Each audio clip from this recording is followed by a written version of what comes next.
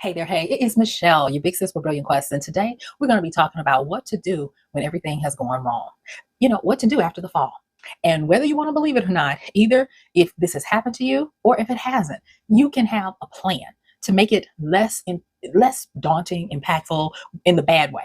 And so what I want to do is I want to make sure that you always have the necessary tools, skills, knowledge, and experience to have the most brilliant quest possible. So what I'm doing is I'm breaking this down into three different parts. So the first part is going to be how to stop the bleeding or the damage. The next part is going to be how to take an assessment of what just happened. And then the third part is going to be how to rise from the fall. Okay, so let's go on and get into it. So in the first part of how to stop the bleeding, one of the things two things I want to say about this that is important is understanding the impact of what has happened to you. Case in point, there are NDEs called near-death experiences where people come to near death and live to tell about it. And a big part of what they come back with, not all, but a high percentage, they come back with an epiphany of, what do I do next? What do I do now? And so they have this sense of a switch being flipped, that they've been given a second chance. And I want to but mention a book. Now, y'all know me and my books. I love my books. And this one is a classic. It is called Mindset. That's where we got that term from, mindset. I hope that we've moved past that because there's nothing said about the mind, but yet and still, it is one of the quintessential books that you're going to need. I mean, it's right up there with Persuasion, Influence, and some of the others that have really caused us to have explosions of insight and awareness in how we think and, what makes us tick. But this book called Mindset is by Dr. Carol Dweck, and she was the one that introduced the idea of mindsets. And so there is a growth mindset, and there's a fixed mindset. And what she was talking about in the first part of the book was most people, whether you knew it or not, were conditioned to have a fixed mindset. But she was advocating for a growth mindset. Now, of course, if you hear those terms, you might say, oh, okay, fixed mindset bad, growth mindset good. But a lot of people still have a fixed mindset because whether you believe it or not, fixed does not necessarily mean stagnant. It means fixated on a point in some instances of how you can interpret a fixed mindset. So a lot of these people with these NDEs were all about getting goals achieved, getting to a finish line, having something very specific that they would say, I've achieved when I've gotten this or that. And then they would come back and they would be like, you know what? That's not as important as growth mindset. And what growth mindset is it does not have a fixed point to strive toward. Oh no, growth mindset is all about continuing to grow. Growth mindset is like the word mastery. Mastery does not mean fixed where when I get to this point, I am a master. No. Mastery means when I get to this point, I have learned what the average person knows, and thus I know that I am just now beginning my personal journey of learning and going further than other folks. And there is no end. So growth mindset gets you to be moving onward. And that is important to know when you're thinking about, I've lost it all, everything has gone wrong. The bleeding is here. It is over. It's important because if you have a fixed mindset, you'll quickly know because you'll be counting all of the losses that you took because you can no longer get, or you have major setbacks on what you were fixated on. So I just want you to kind of remember that when you are looking at rising from calamity, it would do you well to not fixate on achieving a goal or something specific, but rather achieving an ongoing progression of getting better and better, because growth mindset is merciful in that it allows you to go back and say, you know what, I had some setbacks, but that's not going to stop my growth. Maybe my growth wanted to go in a different degree or a different angle. But when you have fixed, you got to be careful because fixed means, oh, well, you blew that one. And we really don't want to expend too much energy on chasing the wrong rabbits to get ourselves back in the game, back into a healthy progression with life. Okay. So again, that book is Mindset by Dr. Carol Dweck, and it has really helped us to recalibrate how we go about living our lives, especially when we take in consideration a goal or a journey or something. And I'll say this, Jim Rohn, the motivator, business motivator, he's passed on now, but his teachings still prevail. And I remember he would talk about your future and instilling magnets that would draw you to your future. Now that's not in my notes, so y'all bear with me just a second. And he said that there were two things that helped you to magnetize yourself to your future. And he said that it was dreams and goals. Now, I respect Jim, and I know that based on his teachings, he was saying something like almost a predecessor of what Dr. Dweck was saying. But what I'm going to ask you to do is I'm going to ask you, yeah, keep your dreams, keep your goals, but instead of putting destination and terminal points on your dreams and your goals, allow your dreams and your goals to be more like what James Clear says in Atomic Habits. He says, let them just simply be directions. Don't let them or make them be destinations, because you run a higher risk of never getting there. You know, James Clear from Atomic Habits talked about incremental little compounding habits of systems and processes to help you to get what you wanted instead of focusing on a goal or a dream. And then what Dr. Carroll, excuse me, guys, got a little tickle for some reason. But what Dr. Carroll was saying was she just drew the line and she was like, look, that's a fixed mindset. You want a growth mindset. And so that's what I'm going to encourage you to do. Yes, put these little magnets in your life so that you can have what you need to, but also have an ability to be merciful with yourself so that if you need to pivot and change, if you have setbacks, if everything goes wrong and kablooey, then you're still going to feel inspired to keep going because you have a growth mindset. I like to say mind flow, but that's just me. Okay, so the other part about this is I want to bring up survivor's bias. And I've talked about it in another video. But survivor's bias is where we tend to look at the things that were successful to try to learn how to go forward. And it's kind of funny to me that when we are going through life, we're really only taught to focus on the people who have made a success of things. And we'll see that little small type at the bottom that says results are atypical. Your results might not be theirs. And we say, yeah. But if they did it, I can have it, And then when you don't get it, like the majority of people, you're like, this don't work. This is a scam, or whatever that may be. And what I want to say to you is survivor's bias will blind us if we allow it, especially when we don't know it exists. It'll blind us to the fact that stuff happens. And in life, you will have troubles. You will have a situation where you lose it all. And you've got to be kind to yourself. And instead, look at what people were able to do, excuse me, were able to do despite the challenges. And know that that's a possibility, but also study the people who it didn't happen for. There's this business entrepreneur out of Africa, Vushi or whatever, and he talks a little bit about this, and he talks about it by way of business, entrepreneurship, those kinds of things. And he said, why is it when you go to business school that they only want to make you do case studies on the companies who did well? He says, but there is never any mention of how to fail. He said, if you understood how to fail just as well as you understand how to succeed, you'd have a better possibility of succeeding because you would know what to avoid. And that's survivor's bias. I tell this, well, not I, there is this story, this old story to help people understand how survivor bias looks. And it had to do with World War II, where the airplanes kept getting shot down. And they kept trying to fortify the planes so that they wouldn't get shot down.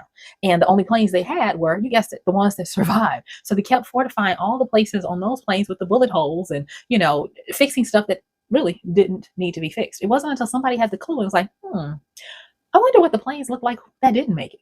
And by some kind of way, they were able to get their hands on one or some. And the revelation was amazing that they realized they had been repairing the wrong things. They had been fortifying and giving attention to the wrong things that were not a big factor in whether or not the plane had a successful flight. So once they figured that out, you guessed it, they were able to approach the problem, fix it, and then the increase of survival rose. And so that's survival bias. And that's something that you don't want to fall into when you're trying to stop the bleeding. We are quick to try to go and look at people who've had this major success, and then we do harm to ourselves when either the things they did are so lofty that we can't achieve them, or we're in such a bad state that there's no way we're going to be able to put a Band-Aid on cancer when they just put a Band-Aid on a cut. And so being mindful of survivor bias is going to help you. And so this is the thing that can be kind of hard when you're trying to quote unquote stop the bleeding.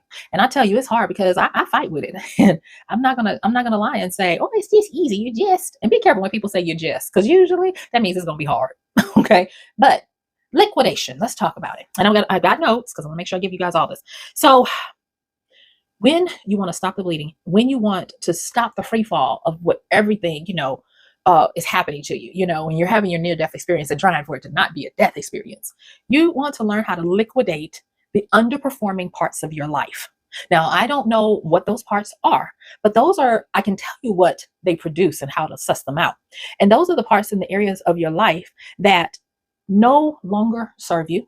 They take from the vitality of what you have left. They take a lot of whether it's physical, monetary, or emotional energy to continue to support, and they don't give back a return on investment or value that justifies them remaining. For some people, that might be having to give up, and it hurts, but that might end up having to be beloved, treasured items. For some people that have liquidated, there's a whole YouTube community of people who liquidate to minimalism, to where they give up their homes so that they can stop the bleeding. Like I said, I don't know what that looks like for you, but there are areas where they need to be addressed because they're only going to continue to pull you down. And I'm going to say this too. If you're like, Michelle, I need to keep my home because I need to keep a roof over my head. Guess what? That possibly is not one of the areas that you need to liquidate. Okay. I mentioned that one, and it just came to me, you might need to qualify that. I mentioned that one because it seems to me that these people were able to pull out equity, in their liquidation. So I'll qualify it by this. It's more advantageous for you to liquidate it than to keep it, especially if it's something that you need, keep a roof over your head, keep your transportation, those types of things. But going and looking through the areas that are causing you more stress and strain to try to maintain them or keep them is going to be something. And make sure that you understand which ones are a permanent change and which ones are temporary. Because if you make everything permanent, your mind is going to fight you. And it's going to be like, no. Like, for instance, there are some people that if you tell them they have to get rid of their paid TV, that is going to cause a major problem for them. And I've never been one of those people to tell people, oh, just get rid of we don't really have cable anymore, but those kind of things. Just get rid of, well, no, not maybe. Maybe that might not work. Maybe they change up the level, and only keep the ones that they really do watch. But you never know. That might be one of the things, the least expensive things that are keeping them sane and afloat to keep going. So don't make these blanket statements, these flippant statements of what you have to give up because you think that's what everybody's going to tell you to give up. You know what you need to do to liquidate. Okay. So with that, once you liquidate, you got to create some distance between you and that stuff because it can act like a cancer to your life. And I said stuff. I do want you to understand that sometimes it's going to be liquidating relationships that no longer serve you and cause you too much pain. And they might be permanent or they might be temporary. There might be a situation where you have a nagging relative that no matter how much they try, they just cannot seem to be comforting. They're nitpicking, fault finding, and all of these other things. Well, you need to do this, but you should have done that. Liquidate them. And it might be like, I'm going ghost mode from you for about a year, and then we'll revisit this once I get through this because you're not helping. I'm not trying to tell you what to do. I'm just giving you different little instances that can plague people, especially when everything's going wrong. Okay. So that is some of the stuff that I want you to consider to stop the bleeding. And I'm going to review that. So what you want to do is you want to learn from the fixed and growth mindsets. You want to learn how to move into a growth mindset, especially if you've had, quote unquote, a near-death experience that has caused you to reevaluate and see things in a totally different way and see the areas where you've been fixated on something that is no longer there to serve you. Embrace the journey instead of the destination. That's the simplest way I can put it when talking about fixed mindset versus growth mindset. Fixed would be destination, growth would be journey. Okay. And the journey can continue to go on. Whereas if you have fixed and you're focused on a destination and you can't get to that one, that causes a lot of, so you don't want to do that. Okay. And then liquidate the areas that no longer serve you, and to qualify your liquidations. Have it where these are things that you would get a bigger benefit, whether it's financial or psychic weight release, emotional, to get rid of them than to keep them. Okay. Don't liquidate stuff that's going to make it worse. Liquidate the stuff that you can that will relieve some of the pressure and maybe even give you relief and some kind of boon for having cut ties with it. Okay. It's going to seem radical, but it will help you. And it'll be radical because you then want to get distance. You don't want to tempt yourself to justify keeping it, to bring it back in. Okay. So you don't want to do that. All right. So now let's talk about the assessment part. And the assessment part, if you thought stopping the bleeding was hard, assessment can be downright brutal and savage. And with the assessment, the biggest part of assessment when everything is going wrong, it's going to live in two main areas. It's going to be in your finances and your relationships. And a higher percentage is going to usually be in the financial area. So for sake of time, I'm going to focus on the financial area. And what I want you to do is I want you to count and correct your money situation. And I wish I could tell you, oh, once you just do this or go to it, you see how I use that word just, once you do this or go to an accountant, get a personal, financial, that will possibly help you. But no, it's going to be down in the weeds, getting your hands dirty, looking for patterns, looking for tendencies, looking for areas that have been shadow parts of you where you didn't see them, and that you have to really look for them to find them. So it's going to look like this, do an accounting of your financial status, your financial health, and your financial growth. And I'll be the first one to say, I'm telling you this because this is what I'm having to do, and it don't feel good. Remember, this is the woman that lost it all. So, I'm telling you what I know, okay, and not what I heard. Make sure that you face the problems and then you start fixing the problems. One of the hardest things to do is to lay yourself bare financially or even emotionally to external people and run the risk of them judging you. And I wish I could tell you, oh, they're not going to judge you. Some of them will. And you gotta adopt this saying, some will, some won't, so what? Keep it moving. If you realize that they're like, oh, move on. There's someone out there that can help you or assist you, or you can start to teach yourself. There's so many available resources through YouTube and other places that you can learn and grow. Ask me how I know. Okay. And so the next thing is you want to start accounting not only for your money, but what you can do with the monies that you have in such a way that you start helping yourself to get on that growth mindset. Also look at what does it cost you to be you at this particular time. And there is something about difficulty. It will get your priorities straight. It will help you to see what's really there. And so you want to make sure that you don't skimp on that step. Now, a little bit about accounting when it comes to relationships. Now, there are some relationships you just can't throw them out. My parents' generation, they used to call, having papers on you, meaning that you're married, right? So my mom would be like, I can't get rid of he got papers on me, just, funny little things at the time. And I do want you to understand that if that be the case, if you have spouse, you have a partner, you have children, this is not going to be something that you can go alone. You need and must include them, because you might be thinking you're trying to triage yourself and you're bringing everybody down. There are certain decisions that you're not going to be able to make by yourself. So just remember that. This is the gig you signed up, and you got to pay and play where you're trying to do a win-win for everyone. Okay? All right, so I just need you to keep that in mind. So we talked about how to stop the bleeding, and I told you about learning how to move from a fixed to a growth mindset. I talked about learning how to liquidate and how to make sure that you don't do more damage by what you remove. We talked about the survivor bias of how to change your mind to be able to not only consider the winners, but the losers too, so that you can understand a little bit better of how this happened or how to keep it from never happening again, if possible. Then we talked about the assessment. And the assessment, we talked about the accounting of your monies, how to look at where you are, be realistic with yourself on how to move forward, how to make sure that in order to continue on, if there are other people involved, they be part of this major overhaul as well. And so the next part is I want to talk to you about what you need to get yourself out of this. Okay. All right. Woo-hoo-hoo. All right. So the biggest thing that you'll find when you're trying to get yourself out of something is to recognize the patterns and the symbols, and even use metaphors or anecdotal stories to help you. There is something about when you can borrow somebody else's experience that you are able to really get to the point where you're like, okay, I am actually getting some shortcuts here because I'm able to learn from what other people have done.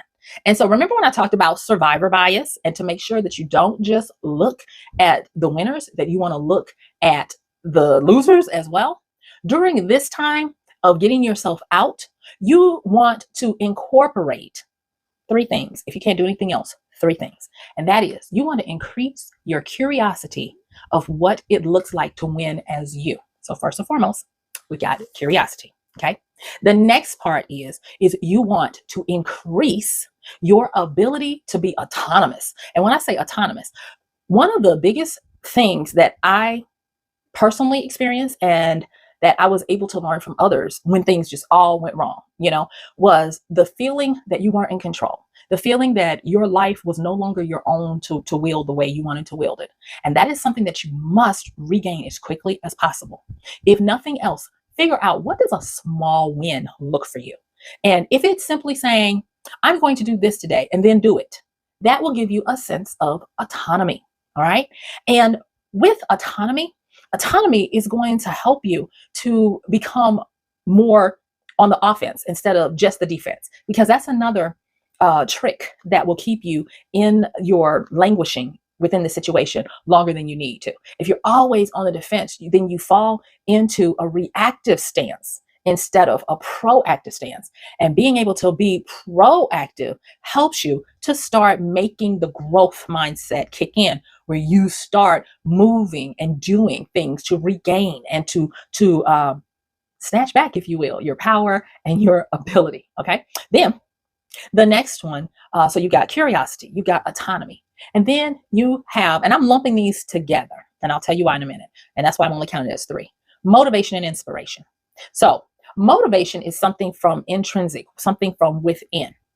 Inspiration is something that is extrinsic and something that is outside of you. And so motivate yourself from within and get inspired from without. Because if you can't see how you can lighten your load, you will continuously drown in the weight of what you're dealing with. That's why comedy is worth its weight in gold. There is a reason why, if you think about the old monarchies, they always had a court jester. And people be like, well, why was the court jester one of the most powerful positions in the land?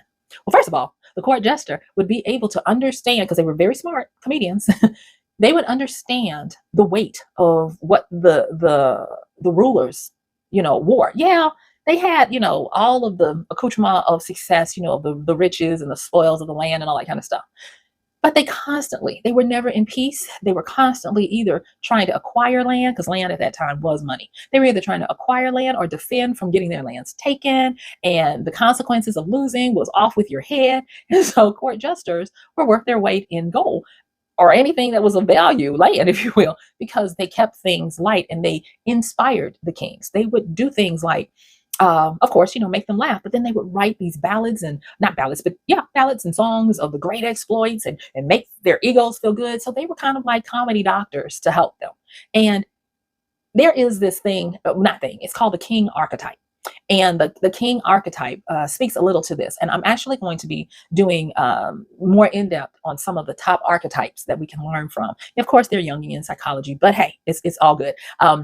And so understanding that heavy is the head that wears the crown would be one of the ways to look at the king archetype. And that's really what happens when everything goes wrong. The buck has stopped with you and your life has been in collapse. And now you're in the process of sifting through the rubble and getting back up and repairing your life. And sometimes things are going to continuously be heavy. So you would bode yourself well to stay motivated and continuously be inspired. So I'm going to repeat those again, because all three of those, and there are more of them, but for the sake of this and what I really want to make sure I give you, so that you can remember it, these are intrinsic motivators that are going to fuel you through this. Okay. So curiosity, find a way to be interested in things that help move you forward.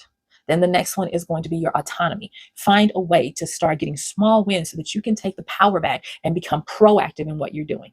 And then make sure that you have a steady, even if it's got to be an intravenous drip of inspiration, so that you can fuel your motivation to get through this. These are things that are going to really help you. And with that, I want you to understand that it came to pass not to stay. And when you go through these NDEs, these near-death experiences, if you will, when everything has gone wrong and you're needing to arise from, the fall, how to regain, doing this stuff will actually shorten the process and put you on a better trajectory to come back stronger.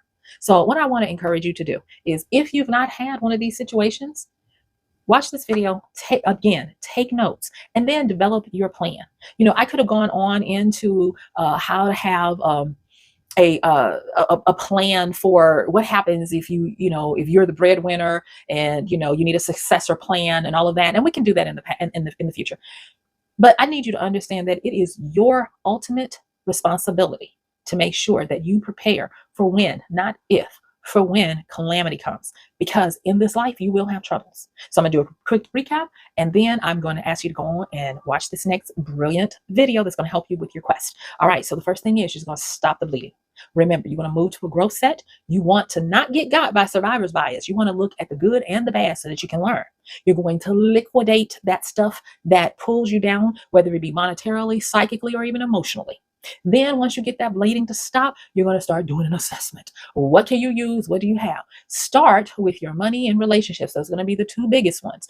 Do not run from them. Do not play ostrich in the sand. Face them and then fix them. And then the next one is you're going to get yourself going, and you're going to use these insights that are going to keep you going. And that is, you're going to increase your curiosity.